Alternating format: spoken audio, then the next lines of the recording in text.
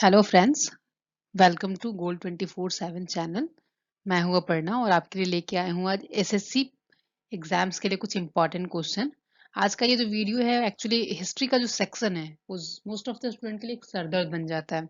तो ऐसे हम 20 क्वेश्चंस लेके आए हैं जो आपके एग्जाम्स को आसान बना देंगे। प्लस में इसके बैक के जो एग्जाम्स मतलब जो ऑप्शंस के जो डिटेल्स होंगे हम उसके भी बारे में भी जानेंगे। 20 इंपॉर्टेंट क्वेश्चन को तो सॉल्व करेंगे ही करेंगे, इसके साथ ही हम उन क्वेश्चंस के ऑप्शंस को भी डिटेल में देखेंगे कि उनके बारे में जो भी डिटेल्स हम निकाल सके जो हमारे एग्जाम में यूजफुल हो। ठीक है, तो आप प्लीज चैनल को सब्सक्राइब कर लीजिएगा और नोटिफिकेशन बेल जरूर दबा दीजिएगा ताकि आगे कोई भी वीडियो आए तो आपके पास नोटिफिकेशन आ जाए। ठीक है, और हम आज अभी कॉन्सेप्ट को क्लियर करते हैं एग्जाम और ये इन सारे क्वेश्चन को सॉल्व करना शुरू करते हैं। ओके, और साथ ही साथ आप प्लीज अपने कमेंट्स में जरूर बताइएगा कि ये कितने क्वेश्चन आप सॉल्व कर पाए हो, और इन क्वेश्चंस का आप चाहो तो आप नोट्स बना सकते हो, ये आपके लिए इम्पोर्टेंट होने वाले हैं। तो सॉरी बट मैं आपका टाइम वेस्ट नहीं करना चाहती, चलिए जल्दी से हम स्टार्ट करते हैं। So let's start for question number 1। पढ़ते हैं क्वेश्चन नंबर 1। सिंधु घाटी सभ्यता का प्रमुख बंदरगाह कौन सा था? ऑप्शन है हमारे कालीबंगा, लोथल, मोहनजोदड़ो, हड़प्पा। तो इसका जो सही आंसर है वो है लोथल। लोथल जो है गुजरात में स्थित था और ये सिंधु घाटी सभ्यता का एक महत्वपूर्ण बंदरगाह था। यहाँ से जलमार्ग के जरिए व्यापार होता था। तो इसका जो आंसर है वो है option B. Let's go for the question number second. Question number second पढ़ते हैं। सिंधु घाटी सभ्यता का कौन सा स्थल रथों के निशान के लिए प्रसिद्ध है? फिर से पढ़ लेते हैं, एक बार क्वेश्चन समझ लेते हैं कि जो सिंधु घाटी सभ्यता है उसका जो रथों के निशान के लिए जो स्थल है वो कौन सा प्रसिद्ध है? ऑप्शन है हमारे राखीगढ़ी, लोथल, बनावली, कालीबंगा। तो इसका जो सही आंसर है वो है कालीबंगा। कालीबंगा जो है राजस्थान में स्थित है और यहाँ पे रथ के पहियों के निशान पाए गए हैं, जिससे पता चलता है कि जो सिंधु घाटी सभ्यता के जो लोग थे वो पहियों के जो निशान मिले हैं, इससे अंदाजा लगाया जाता है कि वो ट्रैवलिंग के लिए रथों का यूज करते थे। ठीक है, तो हम इसे याद रखेंगे। कालीबंगा जो है वो रथों के निशान के लिए प्रसिद्ध है। हम चलते हैं क्वेश्चन नंबर 3 की ओर। क्वेश्चन नंबर 3 है हमारा, वेदों की संख्या कितनी है? Option A 2, option B 4, option C 6 और ऑप्शन डी 5। तो वेदों की संख्या 4 है। इसका सही आंसर होगा ऑप्शन बी, वो है हमारे ऋग्वेद, सामवेद, अथर्ववेद और यजुर्वेद। जो सबसे पुराना वेद है वो है ऋग्वेद। ठीक है, तो हमें इसे याद रखना है कि सबसे पुराना जो वेद है वो ऋग्वेद है और वेदों की संख्या 4 है। तो इसका जो सही उत्तर होगा वो होगा ऑप्शन बी। क्वेश्चन नंबर 4 है, बुद्ध ने अपना पहला उपदेश कहाँ दिया था? कुशीनगर, लुम्बिनी, सी है ऑप्शन सी है सारनाथ और ऑप्शन डी है बोधगया। तो इसका जो सही उत्तर है वो है ऑप्शन सी। गौतम बुद्ध को जो ज्ञान मिला था वो तो बोध गया में मिला था, पर जो उन्होंने ज्ञान का प्रसार जो प्रथम बार उन्होंने जो उपदेश दिया वो सारनाथ में दिया। तो इसका जो उत्तर होगा ऑप्शन सी होगा। ठीक है, हमें ध्यान रखना है गौतम बुद्ध ने जो पहला उपदेश दिया था वो सारनाथ में और ज्ञान जहाँ प्राप्ति हुई वो बोध गया में। ठीक है,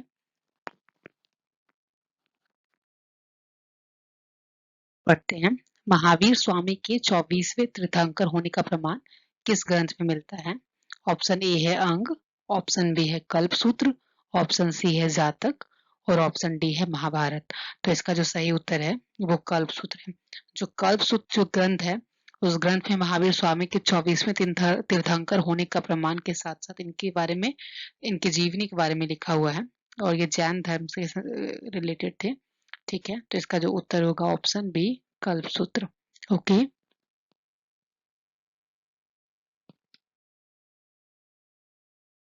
हमारा दिल्ली सल्तनत का पहला सुल्तान कौन था? ऑप्शन है हमारे option A Iltutmish, option B Balban, option C है हमारे कुतुबुद्दीन ऐबक और ऑप्शन डी अलाउद्दीन खिलजी। तो दिल्ली सल्तनत का जो पहला सुल्तान थे वो थे कुतुबुद्दीन ऐबक। ये गुलाम वंश से थे और इन्होंने 1206 में गुलाम वंश की स्थापना की थी।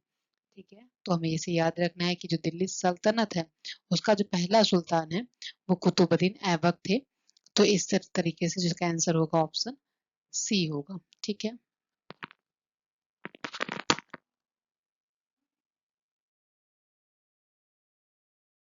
7 का क्वेश्चन है, तुगलक वंश का स्थापक कौन था? गयासुद्दीन तुगलक, बी है मोहम्मद बिन तुगलक, सी है फिरोज शाह तुगलक और डी है बाबर।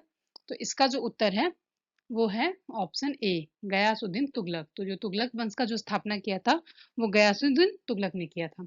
ठीक है, क्वेश्चन नंबर हम 8 देखते हैं। 8 है, हम उसे पढ़ते हैं। पानीपत का पहला युद्ध कब हुआ था? ऑप्शन है हमारे, ए 1526, बी 1556, सी 1761 और डी 1857। तो पानीपत का जो पहला युद्ध हुआ था वो बाबर और इब्राहिम लोदी के बीच हुआ था 1526 ईस्वी में। ठीक है, तो इसमें बाबर जीता था और इब्राहिम लोदी की हार हुई थी। तो इसका ऑप्शन होगा ऑप्शन ए, 1526 ईस्वी में पानीपत की पहली लड़ाई हुई। ठीक है, तो इसे याद रखना है।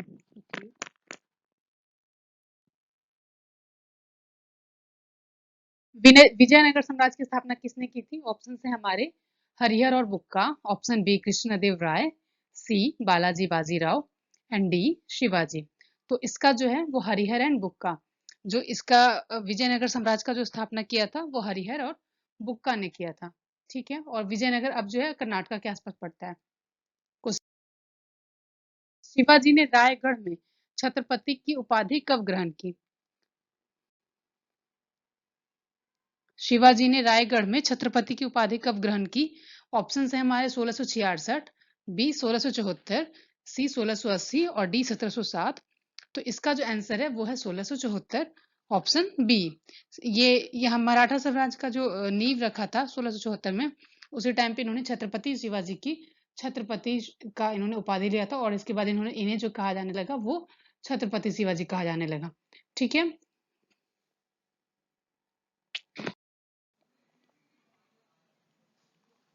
अब हम अगले क्वेश्चन को देखते हैं।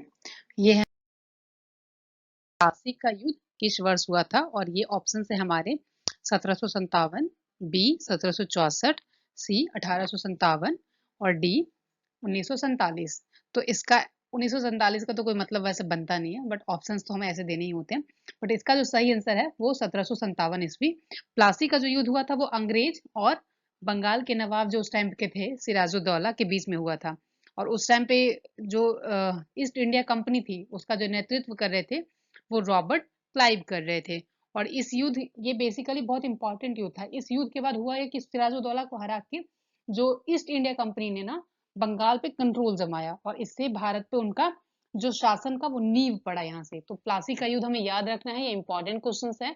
और ये 1757 ईस्वी में सिराजुद्दौला और अंग्रेजों के बीच में हुआ था। ठीक है, क्वेश्चन नंबर 12 देखते हैं। देते हैं, ये है हमारा 1857 की क्रांति। 1857 की जो क्रांति है उसका नेतृत्व मेरठ में किसने किया था? तो ऑप्शन हम देख लेते हैं। Option A Nana Sahib, option B Tatya Tope, option C Mangal Pandey और ऑप्शन डी बहादुर शाह जफर। तो इसका जो सही आंसर है वो है ऑप्शन सी मंगल पांडे। मंगल पांडे जो थे इन्होंने 1857 की जो क्रांति थी उसका लीड किया था मेरठ में। और ये जो ब्रिटिश सेना में एनफील्ड जो राइफल था उसका कारतूस को इन्होंने चबाने से इनकार कर दिया था, और इसकी वजह से ये 1857 की क्रांति जो है वो शुरू हुई थी। ठीक है, तो हमें याद रखना है कि मंगल पांडे ने मेरठ में से लीड किया था 1857 की क्रांति को। हम देख लेते हैं क्वेश्चन नंबर 13। भारतीय राष्ट्रीय कांग्रेस की स्थापना कब हुई? ऑप्शन ए है 1857, ऑप्शन बी है 1885, ऑप्शन सी है 1905 और ऑप्शन डी है 1920।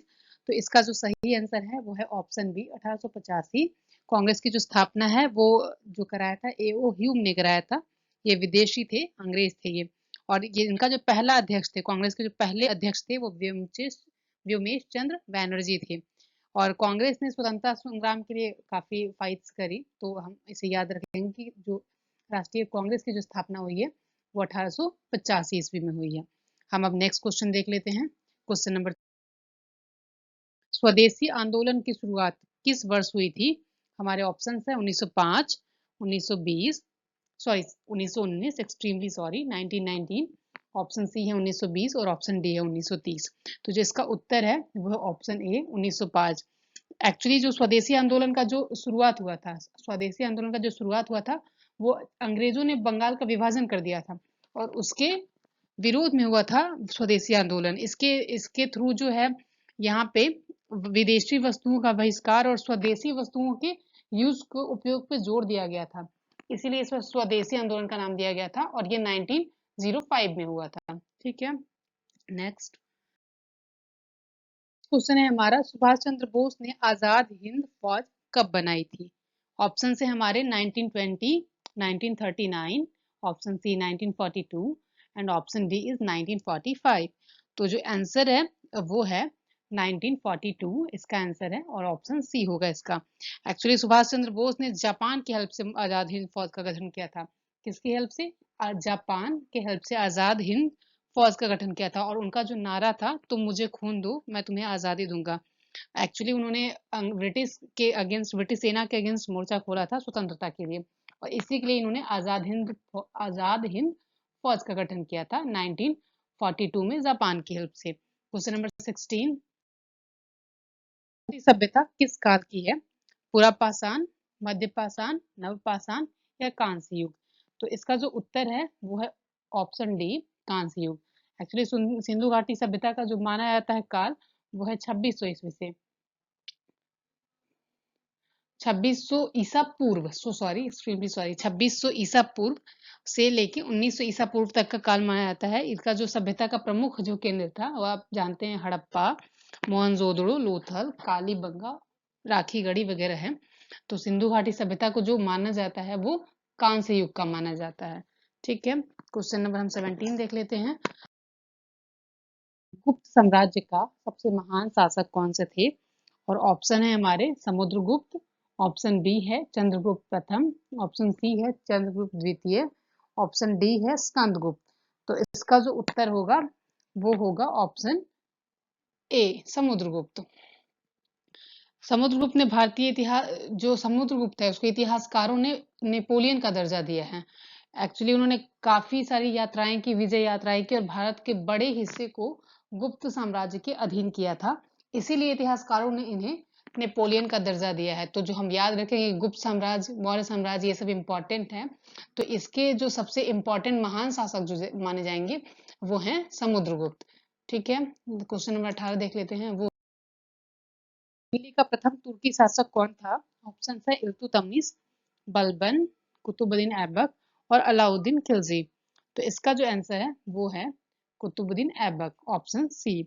ये 1206 में गुलाम वंश की स्थापना की थी, उसी टाइम से तुर्की शासन हमारे यहाँ शुरू हुआ था लगभग। तो ये इसका ऑप्शन होगा ऑप्शन सी, कुतुबुद्दीन ऐबक। ठीक है, क्वेश्चन नंबर 19 देख लेते हैं। मौर्य वंश का अंतिम शासक कौन था? चंद्र ऑप्शन है हमारे ए चंद्रगुप्त मौर्य, बी बिंदुसार, सी अशोक और डी बृहदत्त। तो जो सबसे पहला है वो तो चंद्रगुप्त मौर्य थे, पर एक्चुअली जो सबसे आखिरी थे वो बृहदत्त थे और इनको ही, इनका जो हत्या है, बृहदत्त की जो हत्या है पुष्यमित्र शुंग ने कर दिया था और शुंग वंश की स्थापना फिर हुई थी मौर्य वंश के बाद। तो इसका जो सबसे ऑप्शन आंसर राइट होगा वो बृहदत्त, ऑप्शन डी होगा। ठीक है, हमें उसे याद रखना है कि जो मौर्य वंश के अंतिम शासक थे वो बृहदत्त थे। ऑप्शन नंबर, अब क्वेश्चन नंबर 20 देख लेते हैं। समाज की स्थापना किसने की? ऑप्शन है हमारे राजा राम मोहन राय, दयानंद सरस्वती, ऑप्शन सी है स्वामी विवेकानंद और डी है बाल गंगाधर तिलक। तो इसका जो सही उत्तर है वो है ऑप्शन बी, दयानंद सरस्वती। और इन्होंने जो है 1875 में इन्होंने मौर्य समाज की, सॉरी, आर्य समाज की स्थापना की थी। और ये हमें याद रखना है कि ये ऑप्शन दयानंद सरस्वती होंगे इसके आर्य समाज की स्थापना। और जो स्वामी विवेकानंद ने किया था वो रामकृष्ण परमहंस की स्थापना की थी। ठीक है, और दैट्स ऑल फॉर टुडे। अभी तक आपने कितने सवाल सही किए हैं आप प्लीज कमेंट करके बताइए और वीडियो को लाइक करना नहीं भूलिए। तो फ्रेंड्स, ये थे एसएससी के इतिहास से लगभग 20 ऐसे इंपॉर्टेंट क्वेश्चंस जो हमेशा फ्रिक्वेंटली पूछे जाते हैं। अगर ये वीडियो आपको पसंद आया हो तो इसे लाइक करें, अपने फ्रेंड्स जो एग्जाम्स की तैयारी प्रिपरेशन कर रहे हैं उनके साथ शेयर करें और हाँ, प्लीज चैनल को सब्सक्राइब करें। मिलते हैं कुछ अगले नए टॉपिक्स को लेकर, तब तक के लिए जय हिंद, जय Bharat. Thank you so much, thank you.